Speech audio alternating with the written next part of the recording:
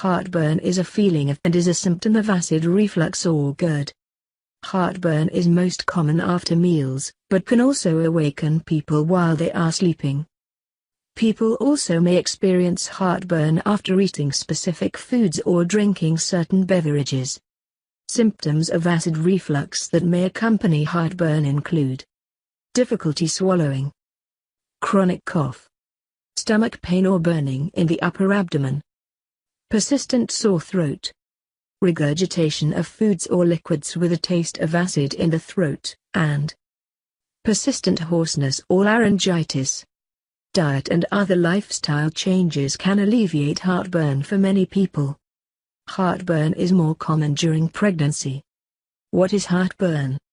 Heartburn is a sensation of burning in the chest caused by stomach acid backing up into the esophagus, food pipe. The burning is usually in the central part of the chest, just behind the sternum, breastbone. The burning can worsen or can be brought on by lying flat or on the right side. Pregnancy tends to aggravate heartburn. Many people experience